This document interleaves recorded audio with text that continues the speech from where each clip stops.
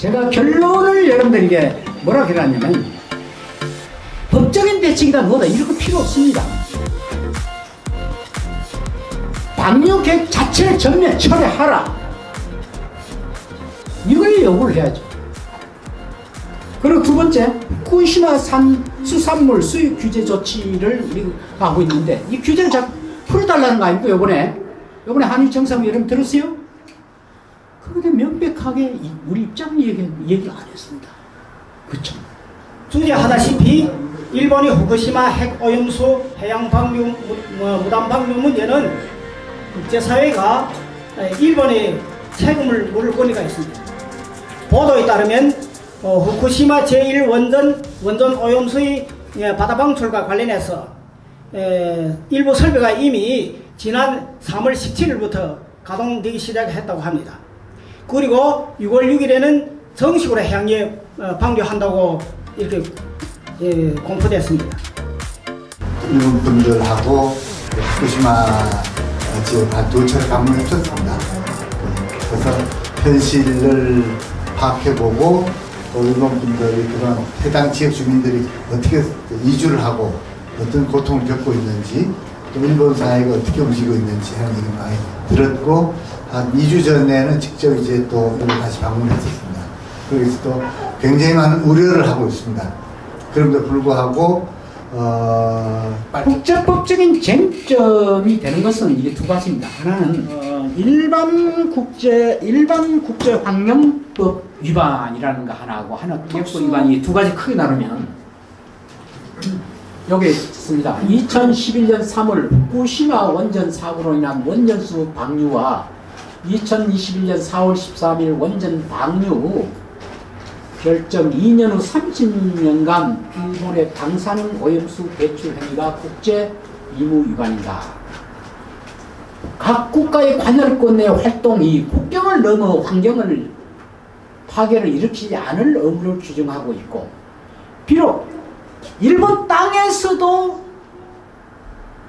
환경 오염을 했을 때 우리나라 땅에서 한 게 아닙니다. 일본 땅에서 그것이 넘쳐가지고 동해에 한국에 영향을 미칠 때는 그것도 이것을 처벌합니다. 그래서 이것은 무과실 책임. 그래서 이 해양법에 전반적으로 국제해양법 오염에 대해서 굉장히 엄하게 다뤘고, 그래서 이거는 다른 국제재판 같으면 반드시 제소를 하면 제소받는 나라가 동의를 해야 재판이 성립되지만 이것은 강제관할권이 성립해서 즉시 누구든지 제소해버리면 일본은 재판부에 재판이 있어야 됩니다.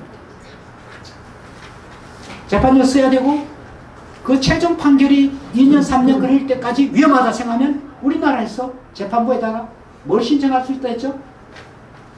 잠정 조치. 소위 말하면 우리 국내 재판을 말하면 가처분 판결을 조치할 수도 있는, 현재 하고 있는 계획을 우선 방류를 금지시키는, 결정은 나중에 최종 재판 날 때까지 그때 만약 하라 하면 그때 하더라도 지금 위험하다 이런 걸 우리가 요청할 수 있는 거예요. 그런데 2021년 4월 달에 문재인 정부가 그건 확실히 했습니다. 근데 그리고 환경부나 또 당에서도 TF팀이 마련됐습니다. 그래서 환경부 자체는 접근을 받기 때문에 TF팀은 없어집니다. 당에는 지금 TF팀이 있어서 얼마 전에 국회 판노위가 열려가지고 관련 장관을 불러고 물으니까 문구 부답 뭘 하고 있는지 모르겠습니다.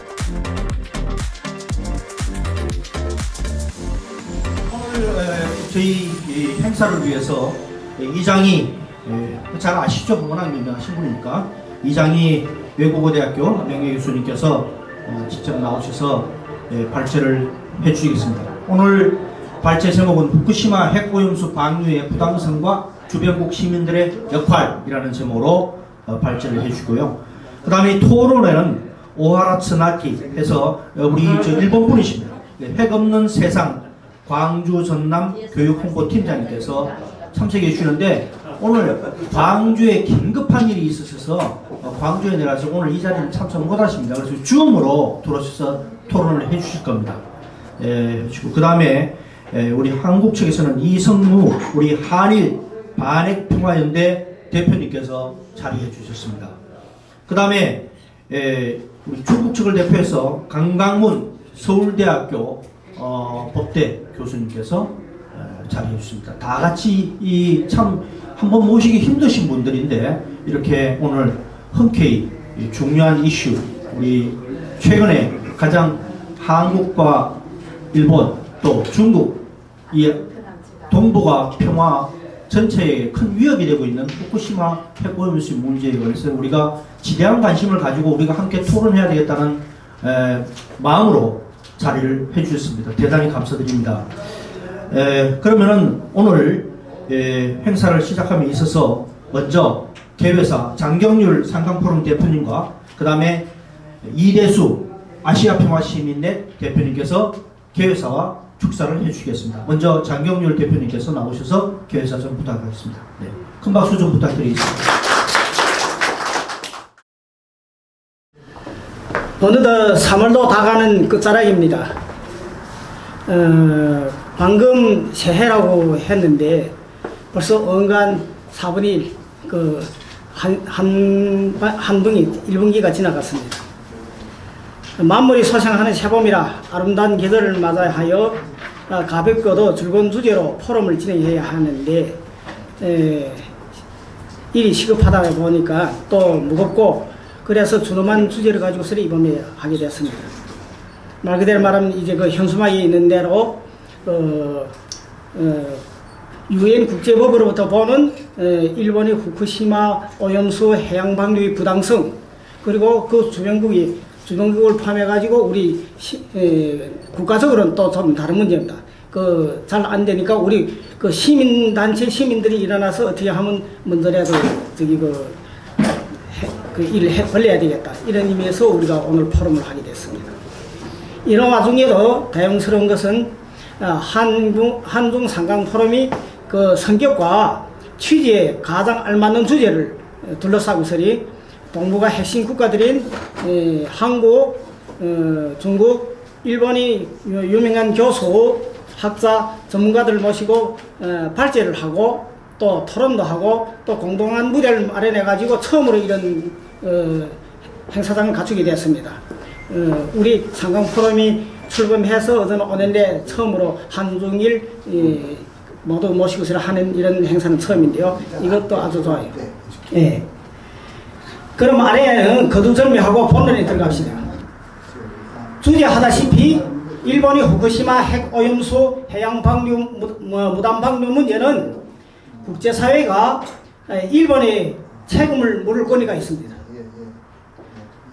모든 리기 관련자와 해당 국가기구가 바다 방출 방안의 안전을 확인하기 전에는 일본은 원전 오염수 바다 방출을 가동하지 말아야 합니다.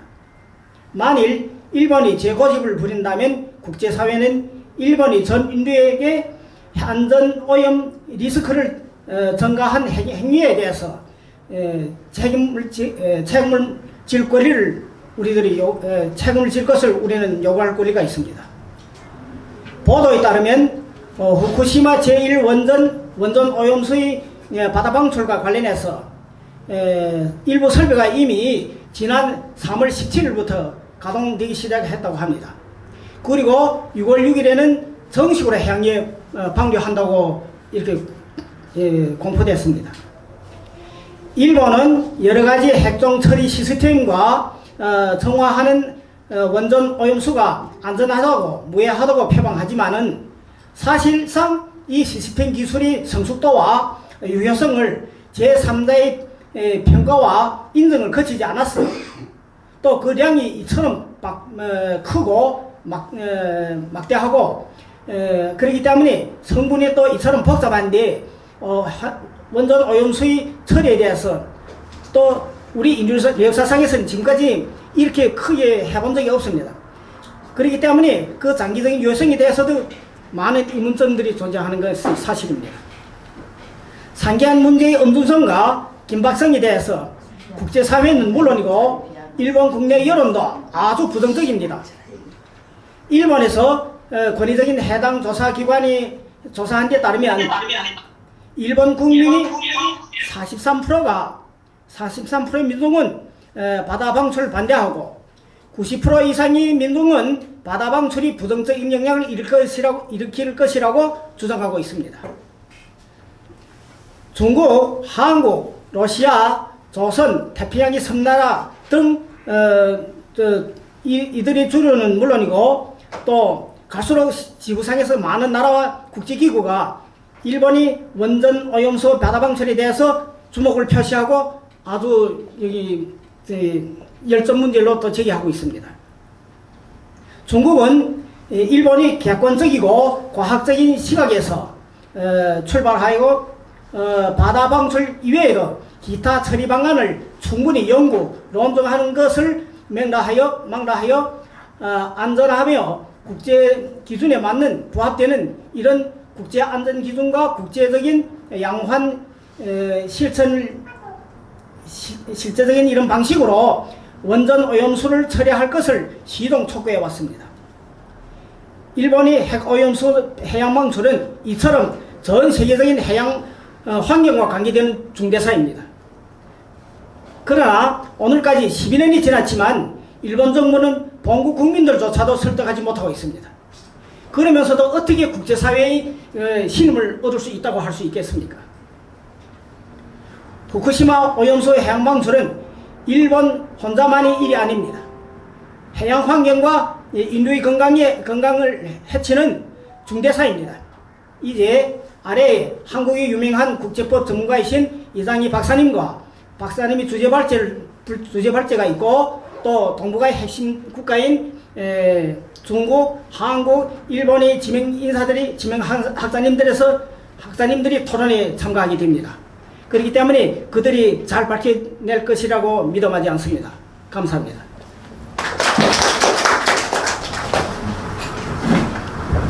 예, 반갑습니다. 예, 반갑습니다. 예.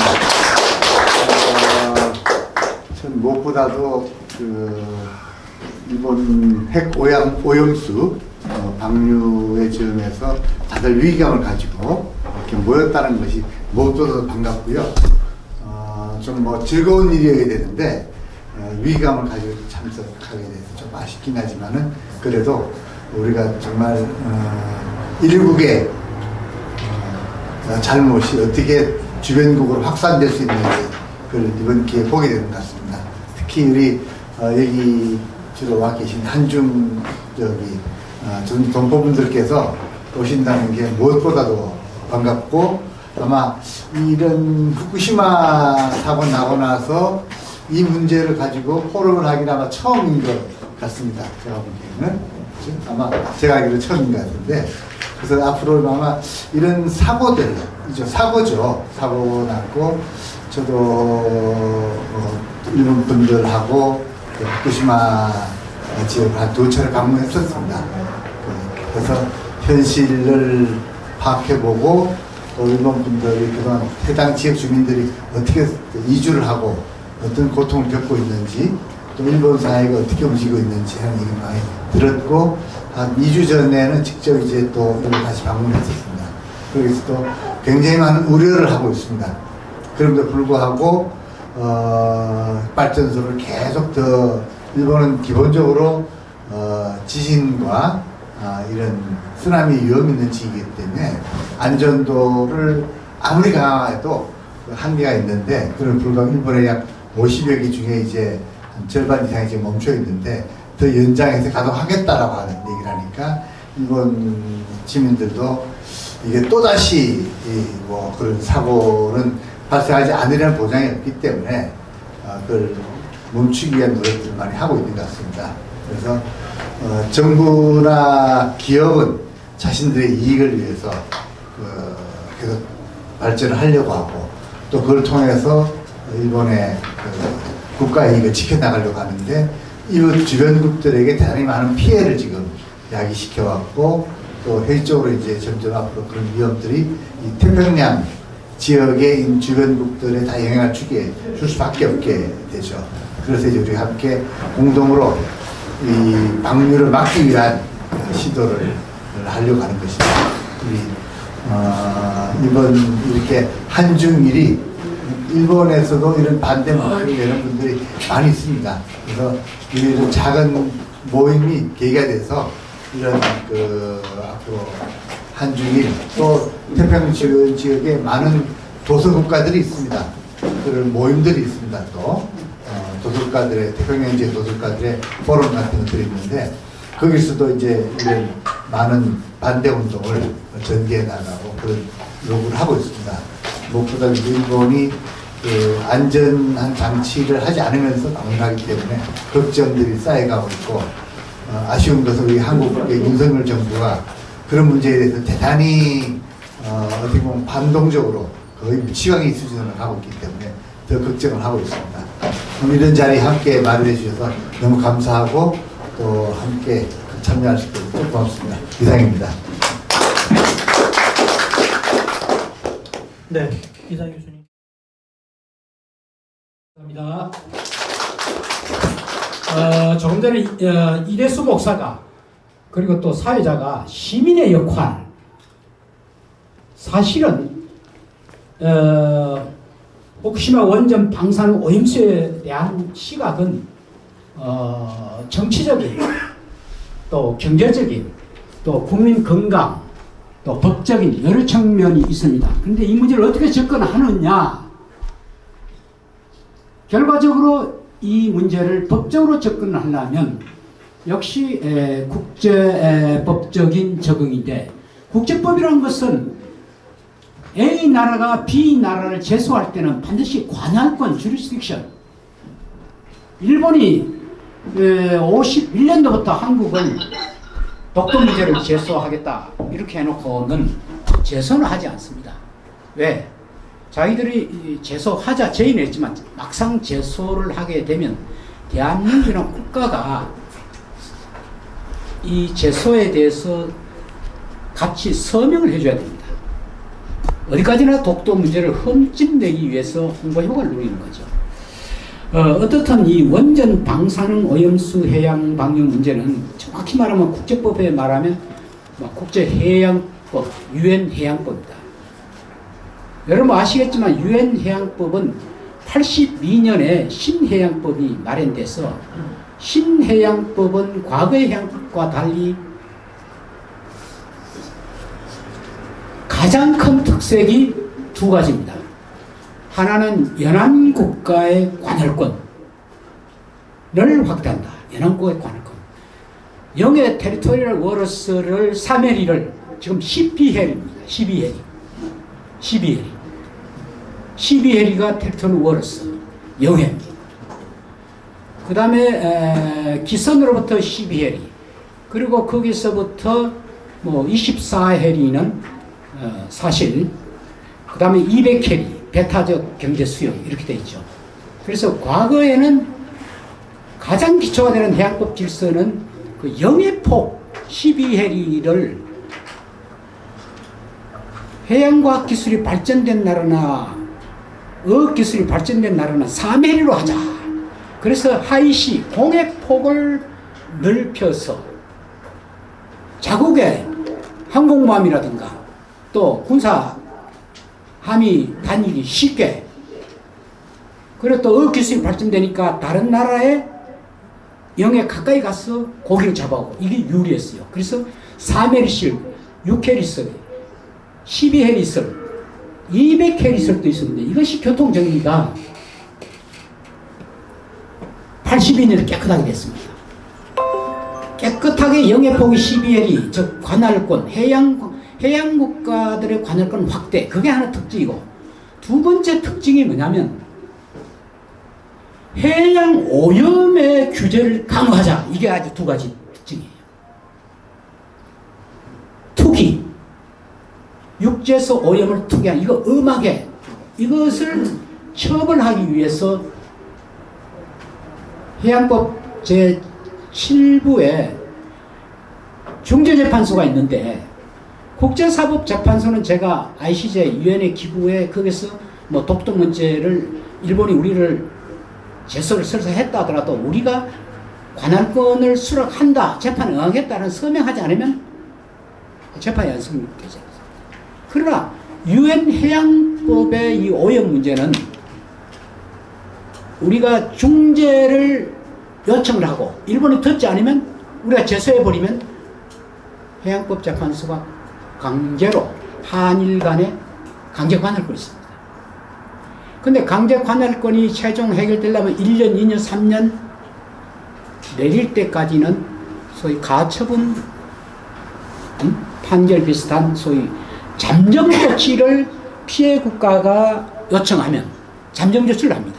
예를 들면 우선 이런 경우에 후쿠시마 원전 경우에 여러 가지 봐서 방류가 위험하다.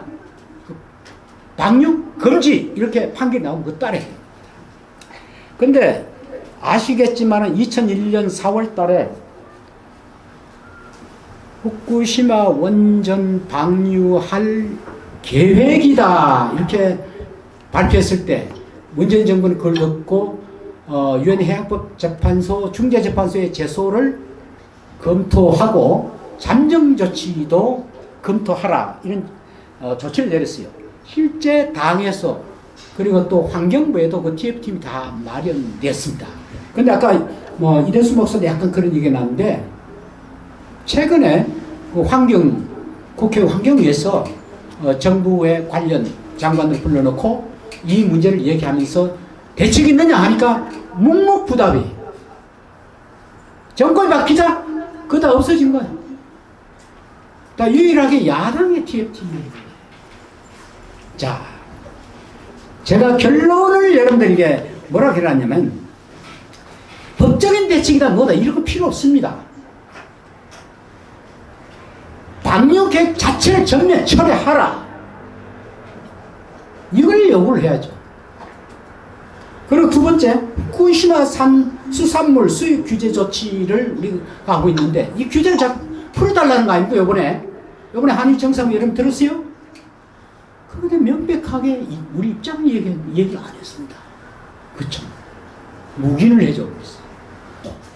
이거 정말 심각한 문제입니다. 자, 그래서 저는 하나 비춰주세요. 후쿠시마 원전 이러면 여러분들 알다시피 2011년 사고 났잖아요. 사고 났는데 그 전에 후쿠시마 원전 사고 앞에 동경 대지진이 있습니다. 강도가 얼마냐? 9.0입니다. 이게 사실 지진으로 봤으면 최고 심각합니다. 9.0하고 똑같은 게 뭐냐면 1987년 체르노빌 9.0이었습니다. 최강도입니다. 그랬을 때 그러고 난 뒤에 동경 대지진이 있고 난 후에는 여러분 쓰나미 현상이 쫙 불어서 바로 제 원전 쪽을 침수를 하고 거기에 있는 소위 오염수가 이제 흘러내리기 시작해요. 원래는 그걸 어디 보관해야죠? 보관소를 만들어서 그걸 보관을 하면 제일 안전합니다. 근데 이 보관소도 2022년이면 보관소 지어놓은 게 다 한계가 난다는 거예요. 새로 보관소 하나 짓는데 아마 상당히 천문학적인 돈을 들이는 겁니다. 일본 입장에서. 그래서 일본에서 여러 가지 공리를 한 끝에 2001년에 2012년 사고 나고 난 뒤에 계속 보관소를 지어서 그 오염수를 계속 보관소에 보관하는 게 가장 안전합니다. 근데 그 보관소 하나 짓는 비용도 엄청나지만 그걸 유지하는 비용도 엄청납니다. 그래서 이 사람들이 고안한 것이 소위 말하는 여기에 여러분들 있다시피 다액종 제거 설비 해서 소위 말하는 엘프스라는 이런 오염 저감하는 장치를 처리하며 하고 바닷물에 희석을 해버리면 그 가운데 가장 문제가 되는 삼중수소, 방사성 물질 가운데 가장 동물이 삼중수소입니다. 이 삼중수소가 다 없어진다. 근데 전문가들이 연구하고 분석한 비하면 다 없어지는 게 아니라 상당한 부분이 남아 있을 수 있다는 것이 검증됐어요.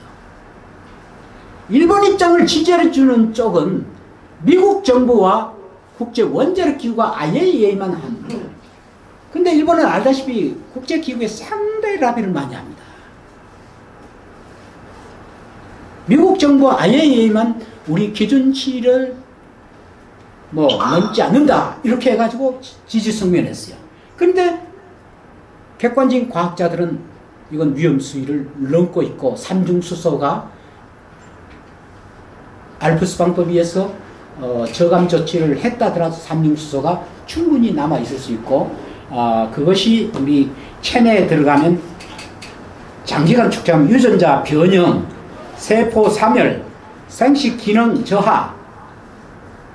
여러분들 환경무임이라는 것은 아무리 안전하다 하더라도 0.00001만 사고가 나면 그 누가 될지 모르지만 불행한 사람은 그 닥치는 그걸 생각한다면 이걸 그렇게 웃어 넘길 물이 아니지 않습니까?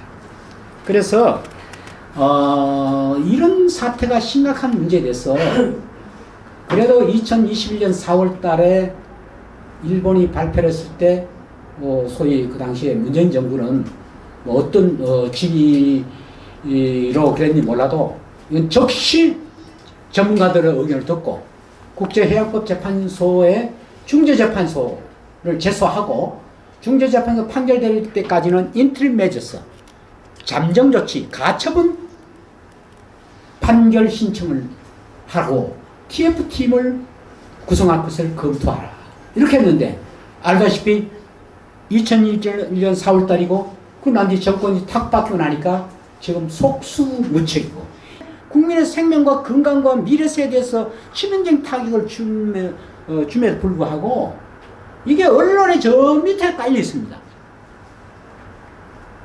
그래서 이것은 국가주의에는 우리가 이렇게 맡길 수가 없다 하는 것이 시민사회의 움직임입니다. 그러면 시민사회 결과적으로 법적으로 해결하려면 제가 아까 제소권 누가 있는데 있죠? 국가만 있습니다. NGO는 없습니다. 그러면 NGO가 할 수 있는 역할은 강한 연대를 통해서 여론을 일으키고 국제 여론을 일으켜서 그 정치인들이라는 것은 다 우리들 뽑은 사람 아닙니까? 그래서 국제 연대를 하고 여론을 움직여서 우리 정책을 바꾸도록 하는 데 영향을 주는 겁니다.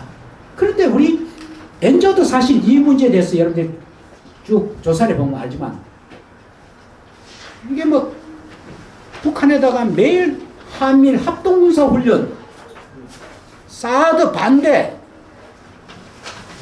제마하더라도 이 정신이 없습니다. 이래서 이 문제가 대단히 중요함에도 불구하고 상당히 수면 위에 깔았는데 우리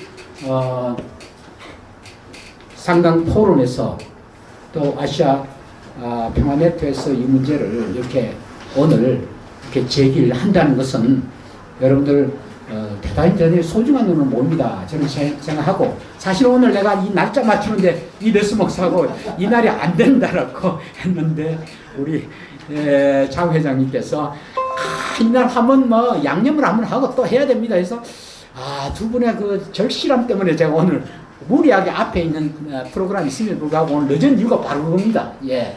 자, 이해를 하시고요.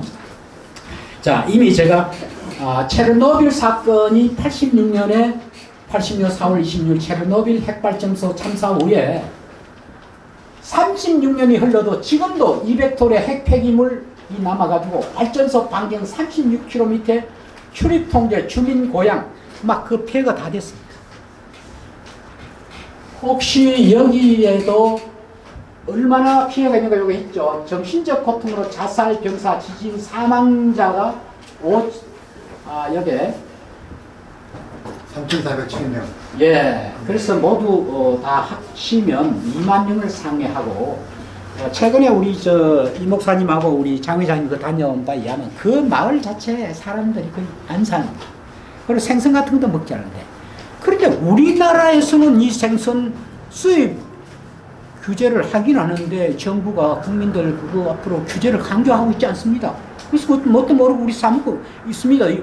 이게 지금 현재 올 여름과 가을 사이에 방류를 직접 하겠다는 겁니다.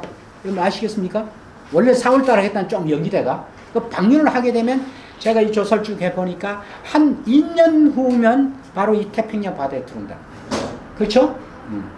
태평양 바다에.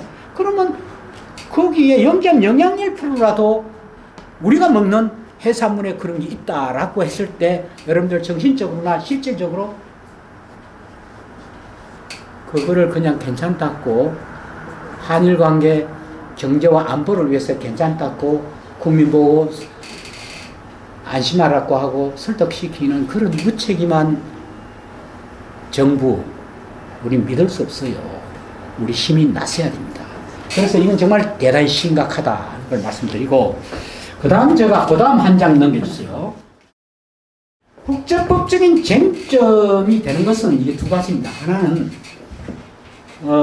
일반 국제 환경법 위반이라는 거 하나하고 하나 특수 국제 환경법 위반이 두 가지 크게 나누면 여기 있습니다. 2011년 3월 후쿠시마 원전 사고로 인한 원전수 방류와 2021년 4월 13일 원전 방류 결정 2년 후 30년간 일본의 방사능 오염수 배출 행위가 국제 의무 위반이다. 아까 제가 말씀드렸듯이 일반 국제법 의무, 무슨 해양법에 무슨 해양 오염을 특별히 무슨 방지 규제한다 이런 특수한 규정 외에 일반적으로 국제환경법상 이런 의무가 있는 겁니다.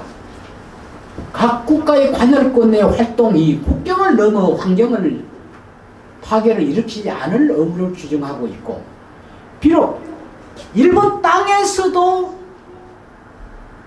환경오염을 했을 때 우리나라 땅에서 한 게 아닙니다. 일본 땅에서 그것이 넘쳐가지고 동해에 한국에 영향을 미칠 때는 그것도 이것을 처벌합니다. 그래서 이것은 무과실 책임. 자기 관할권 내에 자기들이 한 행위에 의해서 자기 나라 안에서 했는데 왜 너희 나라에 연기가 날아갔어? 한국 국가 책임이야. 이건 우리 환경법에서 소위 무과실 책임. 이 정도로 책임을 넓게 잡고 있다 하는 걸 여러분 꼭 아셔야 돼요. 이 환경 책임은요. 둘째는 이 바다에 방류한다 했으니까 82년 유엔 해양법의 위반 검토입니다. 그래서 유엔 해양법 192조 193조에 보면 해양 환경 보호의 보전 및 보호에 대한 일반적 의무를 위반 검토해서 제가 국제해양법은 58년도에 해양법이 만들어졌는데 그 국제해양법에 딱 하나 안 정해진 게 뭐냐? 관할 국가들의 영해폭, 그것이 영해폭이라는 게 해양법 질서의 가장 기초입니다. 이게 정해지지 않았어요. 58년에서 그것 정해지는데 무려 30년 정도 걸렸어요.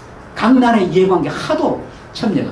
82년에 유엔 해양법이 개정이 됐는데 그 해양법의 가장 특성이 말했죠. 아까 제가 해양 관할권의 확대. 두 번째는 국제연대, International Solidarity. 국제연대 가운데 더 뭐냐? 국제 환경 오염에 대해서는 무조건 연대해야 된다. 이건 미래의 우리의 자산이고 보고다. 그래서 이 해양법에 전반적으로 국제해양법 오염에 대해서는 굉장히 엄하게 다뤘고, 그래서 이거는 다른 국제재판 같으면 반드시 제소를 하면 제소받는 나라가 동의를 해야 재판이 성립되지만 이것은 강제관할권이 성립해서 즉시 누구든지 제소해버리면 일본은 재판부에 재판이 있어야 됩니다. 재판이 있어야 되고 그 최종 판결이 2년 3년 걸릴 때까지 위험하다 생각하면 우리나라에서 재판부에다가 뭘 신청할 수 있다 했죠? 잠정 조치. 소위 말하면 우리 국내 재판을 말하면 가처분 판결을 조치할 수도 있는, 현재 하고 있는 계획을 우선 방류를 금지시키는, 결정은 나중에 최종 재판 날 때까지 그때 만약 하라 하면 그때 하더라도 지금 위험하다 이런 걸 우리가 요청할 수 있는 거예요. 그런데 2021년 4월 달에 문재인 정부가 그건 확실히 했습니다. 근데 그리고 환경부나 또 당에서도 TF팀이 마련됐습니다. 그래서 환경부 자체는 정권을 받기 때문에 뭐 TF팀은 없어집니다. 당에는 지금 TF팀이 있어서 얼마 전에 국회 환노위가 열려가지고 관련 장관을 불러고 물으니까 묵묵부답 뭘 하고 있는지 모르겠습니다. 그래서 국제해양법이라는 구체적 의무 뭐 이거 더 이상 이야기하지 않겠습니다. 좀 넘어가버렸어요. 네. 이런 원칙들 그 가운데 특히 이 환경오염에 대해서 대원칙 두 가지인데 사전주의 의무 원칙 하나는 사전 예방 원칙이라 했는데 사전주의 의무 원칙은 환경 손해를 야기할 가능성만 있고 과학적 불확실성이 존재하는 경우에도 적용된 사전주의 의무. 그럼 어떤 사전주의 의무냐? 통지미 협의 감독 의무가 있습니다. 근데 일본은요, 이번 해양 오염수 방류에 대해서 한국에 대해서 컨설팅, 정보, 이걸 우리 정부가 요청했는데 일청하지 않고 있습니다. 이건 벌써 사전주의 의무 원칙을 위반을 한 겁니다.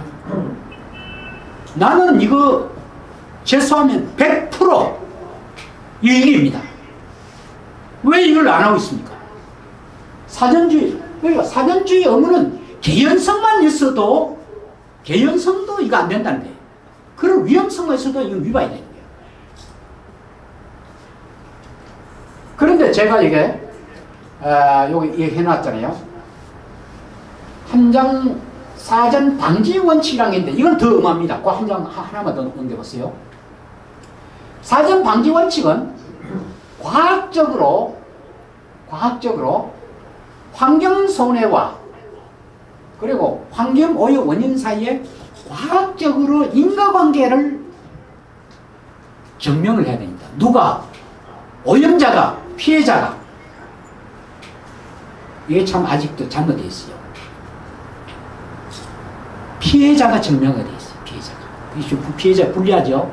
그런데 국내의 자동차 무슨 발진 사고도 미국 같으면 약간 좀 자동차 사고자에도 어느 정도 입증 책임지는데 한국은 100% 피해자한테만 잡았어요. 그 나중에 내가 알고 보니까 내 친구 하나 그래서 거의 사경을 헤매고 있습니다. 부인하고 새 차 나왔다 해가지고 차 가지러 갔다가 탁 밟으니까 차가 그 자리에서 10분을 곤두박질 해가지고 이 친구가 그냥 사기를 했어요. 그러니까 나중에 나보고 알아봐달라 알아보니까 법이 이 친구가 이걸 입증을 하지 않으면 제조자 입증 책임입니다. 그게 나중에 보니 국회가 돈 먹고 이 규정을 절대 안 고치는 거예요. 자, 이 사전 방지 원칙도 과학적으로 이게 인과관계가 성립돼야 돼요. 오염과 오염 원인과. 네? 그런데 이것이 지금까지 과학적으로 증명을 해야 되는데 유명한 국제 판례에 의하면 과학적으로 증명 안 해도 좋다. 환경오염은 circumstances evidence 정황만 있어도 된다라는 판례가 이미 나와버렸어요. 그래서 6월달에 방류 안 했는데도 그 가능성이 있다라는 걸로 제수했을 때 이거 지는 거 아니냐 하는데도 저는 한 2년 전에도 정황 점검만으로 이뤘습니다. 지금은 6월달에 방류를 해버리면 그건 더욱더 circumstances evidence 정황 evidence 증명이 더 가능성이 높아지기 때문에 그건 이길 가능성이 있다. 자, 그래서 이건 국제 판례 뭐 트레이스메트 케이스라든가 이런 국제관습법으로 스톡홀름 케이스라든가 90년 리오선에 다 이게 인정됐어요. 자, 한 장 넘겨주세요. 4.13 일본 정부의 해양 방류가 90년 런던 여행선 이것도 위험했고 후쿠오카 원전 방수는 육상원인 오염입니다. 자, 이것도 넘겨주세요. 상계 국제법 위반에 대한 일본 정부의 국제 책임이 성립되느냐? 국제 책임이라는 건 뭐냐면 국가가 국제법을 위반했을 때 범죄 행위가 성립되니까 국제 책임이랍니다. 근데 주체가 누구냐? 반드시 국가기관이 해야 돼요. 제1원전위원회는 일본의 국가기구입니다. 그래서 이게 주관적 기구. 일본 원자력위원회는 일본 국가기관의 원전 방류 결정은 국제법 주체의 행위고 일본 국가의 행위다. 상기 행위는 일반 국제법상 의무와 특별국제법상 의무 위반으로서 국제 위반 행위. 일본의 위법 행위가 돌이킬 수 없는 해양과 인근 국가의 국민에게 치명적 피해를 줄 것으로 충분히 예견된다. 과학적으로 증명 안 돼도 좋다 했죠. 그죠? 이미 환경오염의 증명만큼은 과학적으로 증명 안 돼도 그런 개연성만으로 아까 정황 증거로도 책임을 인정했어요. 국제판례. 국제 책임 성립하려면 국제법 주체가 국제 불법 행위로 국제법을 위반하여 상대국에 결정적 피해를 미쳤을 경우 상기 첫째, 국제법 위반성 검토에서 방사능 오염수 방출 인근 국가의 국민의 결정적 피해 인과관계 입증 책임 필요. 입증은 권리를 주장하는 주장국가가 해야. 그런데 국제 판례에서는 상황적 입증도 인정되기에 과학적인 인과관계를 반드시 필요로 하지 않는다. 예, 넘겨주세요. 예. 유엔해양법, 뭐 제가 아까 쭉 얘기했다면 이거 하지 않겠습니다. 유엔해양법이 자, 넘겨주세요. 또 유엔해양법 뭐 다 이거 한 얘기입니다. 유엔해양법 위반입니다. 오염수 방류 국제해양법 위반성 검토. 첫째, 2011년 일본 후쿠시마 오염수 방류 사후 시 일본은 사전 협의 의무, 사전 통보 의무, 원자력 안전 기준 준수 의무. 우리 한국하고 협의를 했다든가 이런 물론 주변 국가 중국에도 통보도 안 해주고 협의도 안 하고 우리 정부 협의하자고 몇 번 얘기해도 응하지는 않고 정보를 안 주는 겁니다. 아, 우리 이렇게 해놓고 있으니까 안심하라든지, 예? 우리 이렇게 영양 평가를 하고 있다든지. 영양 평가도 최근에 아는데 최근에 이제 이 얘기를 하더라고요. 2021년 4월 14일 오염수 방류 최종 결정 이후에도 동일한 위반. 쭉 그대로입니다. 자, 일본 원자력위원회는 일본 국가에 귀속되는 국가의 행위로서 주관적 요건을 충족했습니다. 일본의 국가기관이 위반을 했습니다. 원자력위원회는 국가기관. 유엔해양법의 일반적 의무와 아까 일반적 의무는 두 가지를 했죠. 사전 주의 의무와 사전 예방 의무. 과학적으로 증명 안 돼도 돼요. 예? 뭐 자료를 정보한다든가 협력한다든가 공유를 하다든가 이런 거 안 해주면 사전 주의 의무 다 위반이에요. 구체적 실천 원칙, 사전 주의 및 사전 방지 의무 위반이라는 국제 의무 위반 행위, 객관적 요건을 모두 갖췄기 때문에 주관적 객관적 요건을 일본은 다 갖췄습니다. 다만 일본의 위법 행위와 위험한 해양 환경 사이에 일본의 위법 행위, 위법했습니다. 그러나 이런 위법 행위와 해양 환경 오염 사이에 실질적으로 이것 때문에 위법 때문에 이 오염 행위 왔냐는 인과관계 증명, 인과관계를 과학적으로 입증 책임은 오염자가 아니고 오염 피해자가 해야 되는데 아까 말씀드렸다시피 꼭 과학적 입증이 필요하지 않는다. 무슨 증명? 예, 상황적 증명 혹은 정황적 증명으로 충분하다. 따라서 일본 정부의 원전 오염수 해양 방류 결정은 상황적 증명으로 국제법, 국제위법 행위, 국가 책임을 성립, 인간관계가 성립된다고 본다. 자, 넘겨주세요. 해양환경보호 규정 위반 사실을 주장한 유엔해양법 협약 중지상. 이 사건에서 전부 여러분들 내가 설명할 필요 없습니다. 정황 증명으로 해가지고 피해자에게 손을 들어준 사건이다. 자, 한 장 넘겨주세요. 국제법으로 대응해야 방안.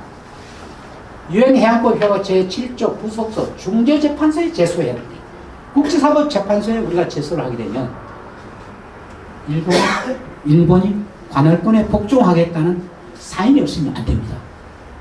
그러나 유엔해양법 협약에 보면 해양 환경에 대해서는 이렇게 강제 분쟁 절차, 일본이 원하든 원하지 않다 한쪽이 제소하면 관할권이 들그덕 성립되거든요. 그래서 ICJ 관할권, 국제사무소 관할권 당사하고 합의가 필요하기 때문에 까다롭다. 국제해양법 재판소에 방사능 오염수 방출 중단 잠정 조치도 동시에 요청을 해야 된다. 290조에 이렇게 딱 최종 판결 때까지 상황이 급할 때는 잠정 조치를 요청할 수 있다. 한일 간 환경오염 관련 지역협정 체결. 오염수 방출과 피해 발생 가능 사이의 인과관계 입적, 치밀한 자료준비, 방사능 환경오염, 정황 입증으로 충분히 하다는 것이 국제 판례다. IAEA 검증 참여, 관련 국제비 참여, 외교적 협의.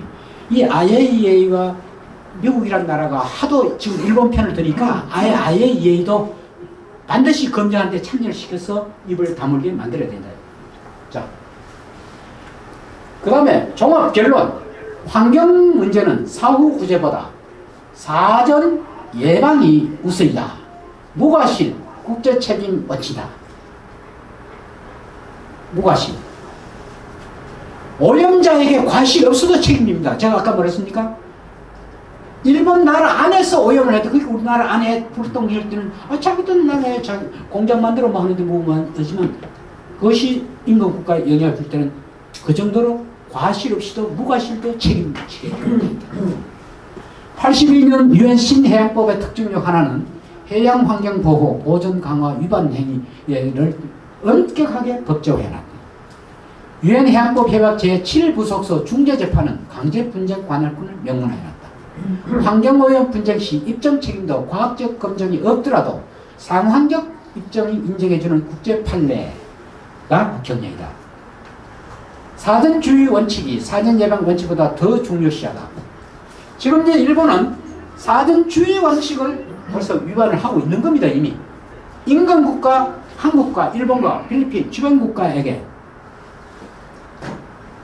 자료를 준다든가 정보를 공유한다든가 일체 지금 우리가 협조, 지금 우리 국민들이 불안해한다. 지금 상황이 어떻게 돼갔냐? 우리한테 자료를 좀 달라고 협의하자. 일체 응하지 않습니다. 이것은 분명하게 사전주의 원칙을 위반. 사전 예방 원칙은 이 법적인 거기 때문에 그죠? 2023년 후쿠시마 원전 방사능 오염수 방출 가능성만으로도 유엔 해양법 제7부속서 중재재판 제소가 가능하고 최종 판결 전에 긴급한 위험성의 근거, 오염수 방류 중단, 잠정 조치 요구가 가능하다. 우리 정부에게 제가 좀 강력히 원합니다. 뭐 이 재판까지 갈 필요가 있습니까? 우선 그 자체 계획 자체를 계획 단계에서 취소하라고 요구를 해야죠. 우리가 왜 세금을 냅니까? 정부가 그런 요구하라고 했습니다. 그래서 저는 한국 정부는 방류 방침 기정 사실 이후에 약방 사후, 한국 정부는 방류 방침 기정 사실 후 대책 강구보다 방류 계획 자체를 전면 철회 대책을 왜 세우지 않는가? 일본의 해양 오염 방류를 하지 말고 장기 보관 조치를 왜 요구하지 않는가? 후쿠시마, 바로 후쿠시마, 바로 이러한 수산물 수입 규제 조치 유지를 이번 한일 정상회담에 사전에 이걸 요구하기보다는 그런 우리 수산물 좀 잘 사도록 좀 이런 얘기하니까 우리 국민들을 어떻게 잘 설득을 해보겠다 이렇게 하고 돌아왔습니다. 그러니까 참 우스운 얘기죠. 그래서 중국을 비롯한 타 태평양 인접국가의 연대를 왜 하지 않는가? 여기까지입니다. 감사합니다.